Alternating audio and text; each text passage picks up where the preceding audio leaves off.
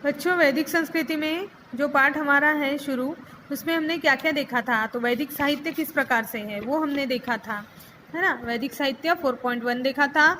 ऋग्वेद संहिता, सामवेद संहिता, अथर्ववेद संहिता और ब्राह्मण ग्रंथ देखा था, यजुर्वेद संहिता देखा था, आरण्यक, ब्राह्मण ग्रंथ और उपनिषद, ये हमारे पॉइंट्स हुए थे। आज हम देखेंगे 4.2 परिवार व्यवस्था दैनिक जीवन। अभी परिवार व्यवस्था, परिवार ये शब्द में क्या समाया हुआ है, इसका थोड़ा विचार कीजिए कि परिवार जो कहते हैं तो उसमें कौन कौन से लोग आते हैं, जब जाके एक परिवार बनता है। तो ये सब क्वेश्चन हमारे दिमाग में आने चाहिए और उसके क्वेश्चन के आंसर भी हमें ही देने हैं। ठीक है, तो परिवार व्यवस्था दैनिक जीवन देखिए। अभी वैदिक समय में, मतलब वैदिक संस्कृति के बारे में हम समझ रहे हैं, मतलब ये प्राचीन संस्कृति हो गई तो जो हो चुकी है। तो वैदिक समय में संयुक्त परिवार पद्धति प्रचलित थी। संयुक्त परिवार पद्धति मतलब बहुत बड़ा परिवार रहता था। जैसे भाई है, भाई के बच्चे, उनके बच्चे, जो आपके जो पप्पा है तो उनके भाई, उनके भी बच्चे, और आपके दादाजी, इस प्रकार से 3 जो पीढ़ी है वो साथ में रहती थी, है ना। तो ये संयुक्त परिवार पद्धति प्रचलित थी। गांव में देखो ये पद्धति आज भी हमें दिखाई देती है। तो परिवार का वरिष्ठ पुरुष परिवार का प्रमुख अर्थात गृहपति होता था।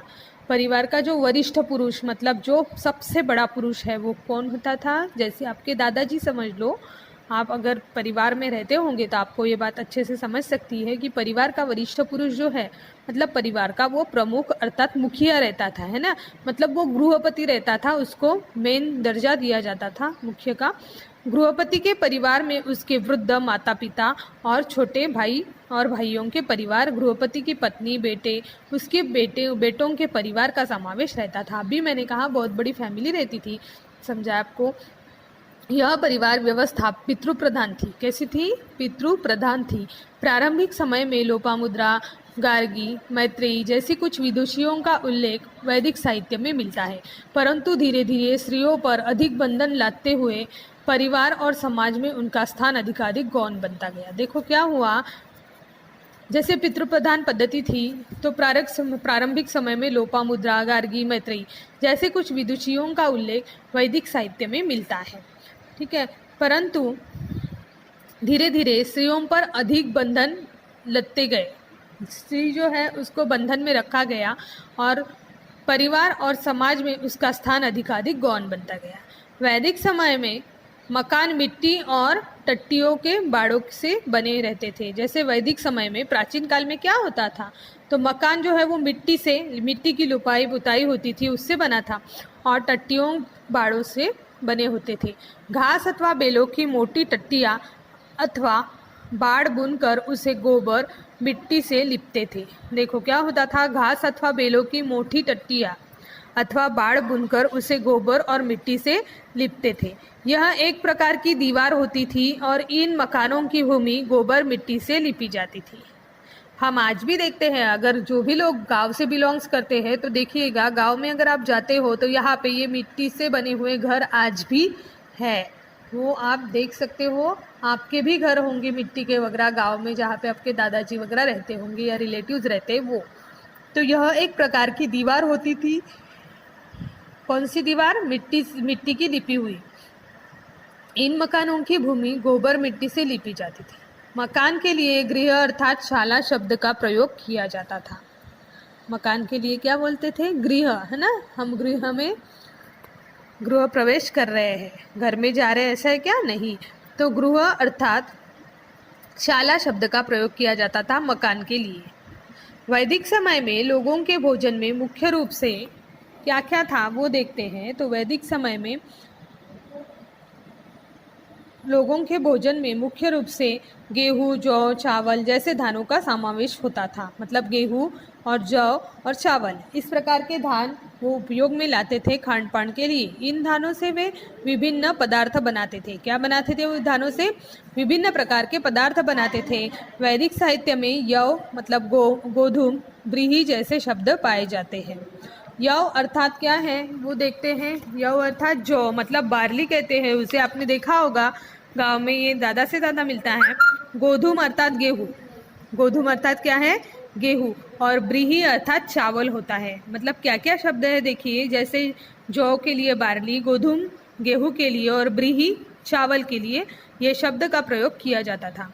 वैदिक लोगों को दूध, दही, मक्खन, घी, शहद जैसे पदार्थ प्रिय थे। ये जो वैदिक काल में जो लोग थे तो उनको दूध, दही, मक्खन, घी, शहद जैसे पदार्थ अति प्रिय थे और उनके भोजन में उड़द, मसूर, तिल अथवा मांस जैसे पदार्थों का भी समावेश होता था। देखो खान पान में क्या क्या चीज़ें वो इस्तेमाल करते थे, तो इसमें उड़द, मसूर, तिल और मांस इस प्रकार से पदार्थों का उनके खान पान में समावेश होता था।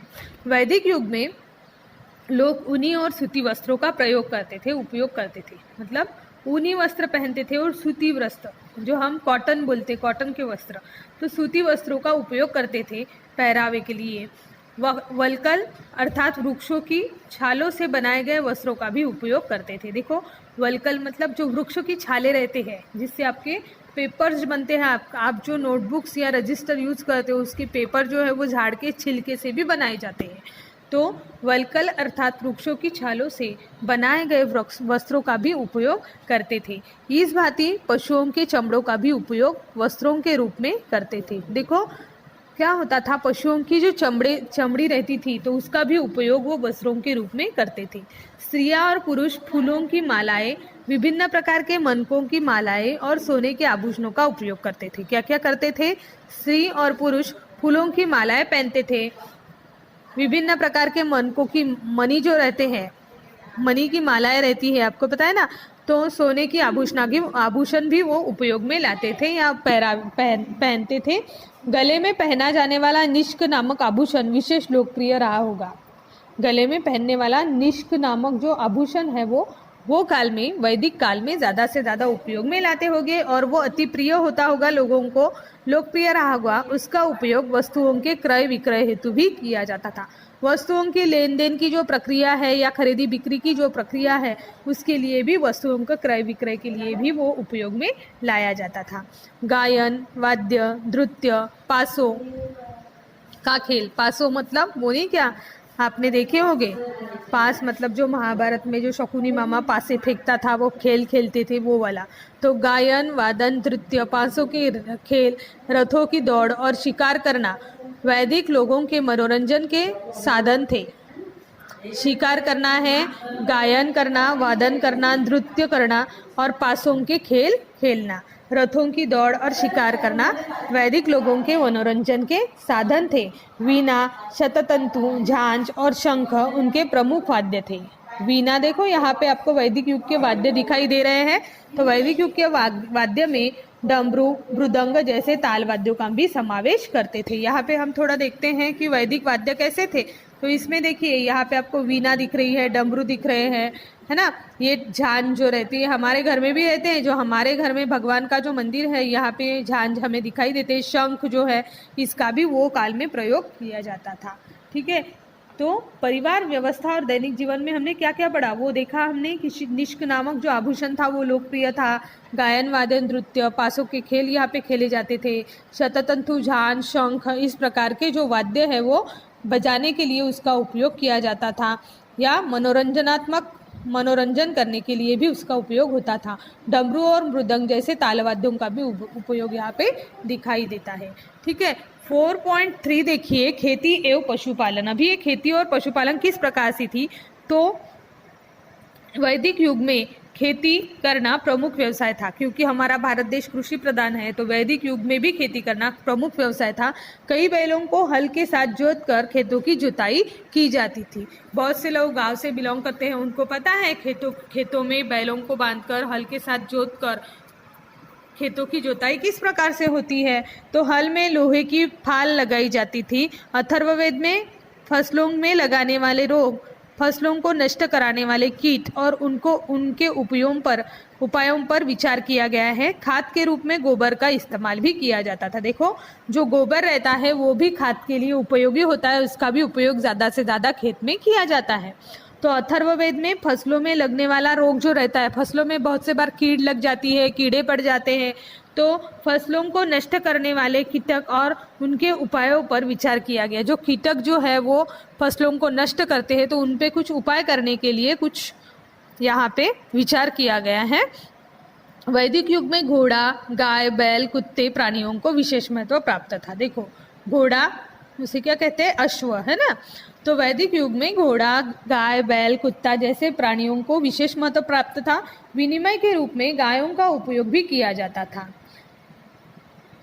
फलस्वरूप गायों को विशेष महत्व और मूल्य प्राप्त था। देखो, विनिमय के लिए मतलब जो कुछ चीज़ें किसी से खरीदनी है तो उसके लिए भी गाय देकर कुछ चीज़ें खरीदी जा सकती थी, इसलिए वस्तु विनिमय के लिए भी उसका उपयोग किया जाता था। फलस्वरूप गायों को विशेष महत्व प्राप्त था और मूल्य भी ज़्यादा से ज़्यादा मिलता था। गायों को कोई चुरा कर ले न जाए, इसकी विशेष सावधानी बरती जाती थी। वैदिक युग में घोड़ा अति वेगवान पशु है। वेगवान मतलब उसकी स्पीड ज़्यादा रहती है। उसे पालतू बनाकर रथों में जोतने में वैदिक युग के लोग पारंगत थे। उसे पालतू बनाना है और रथों में जोता जाता था, इसलिए वैदिक युग के लोग जो थे वो पारंगत थे।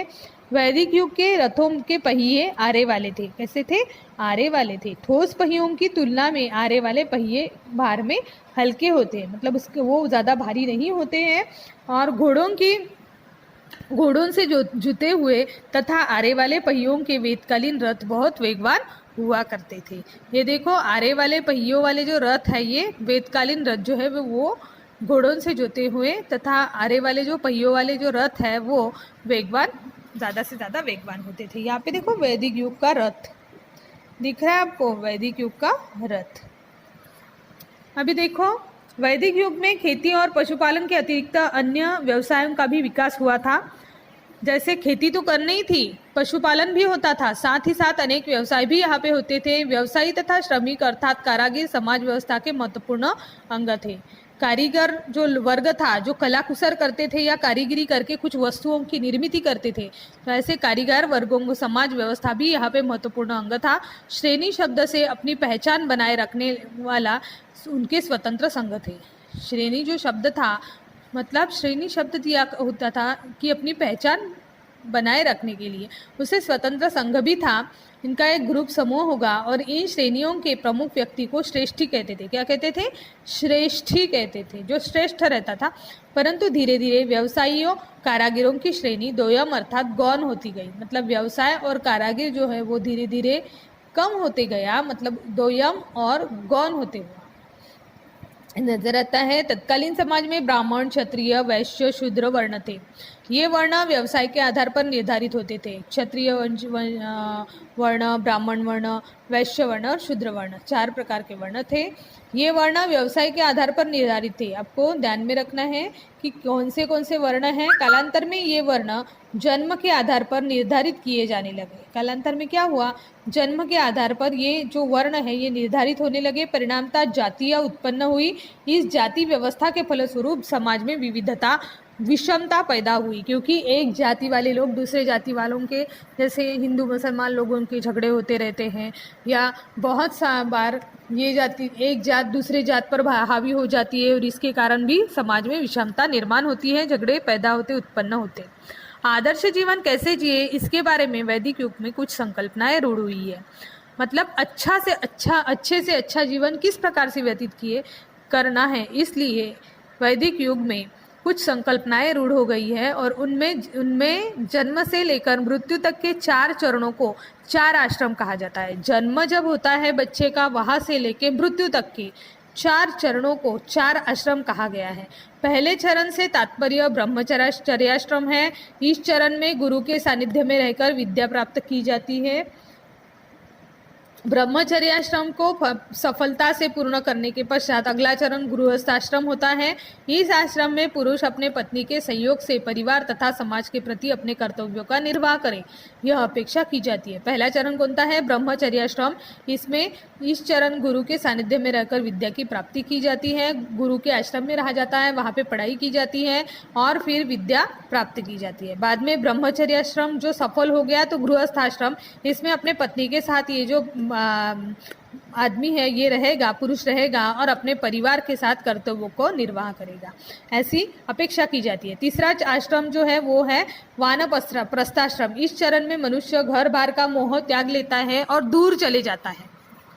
यह जो है वानप्रस्थाश्रम, इसमें क्या होता है, ये मनुष्य घर बार का मोह त्याग लेता है और दूर चला जाता है। निर्जन स्थान पर रहे और अत्यंत सादगीपूर्वक जीवन बिताए, यह अपेक्षा की जाती है वानप्रस्थाश्रम में। वो निर्जन स्थान पर जाएगा जहाँ पे उसके सगे संबंधी या कोई भी फैमिली के लोग नहीं रहेंगे, यह अपेक्षा की जाती है। चौथे चरण से तात्पर्य संन्यास आश्रम है। इस चरण में मनुष्य सभी रिश्तों नातों को त्याग कर मानव जन्म का अर्थ समझने में व्यतीत हो जाता है, जीवन व्यतीत करता है। देखो संन्यास आश्रम इसमें है, यह चरण में मनुष्य जो है वो सभी रिश्तों नातों को त्याग देता है और मानव जन्म का अर्थ समझने में अपना जीवन व्यतीत करता है। बहुत समय तक एक स्थान पर न रहे, यह संकेत निहित था। एक स्थान पर ये जो व्यक्ति है, ये मनुष्य संन्यास आश्रम में नहीं रह सकते हैं, यह भी संकेत यहाँ पे निहित रहता था। ठीक है, थैंक यू।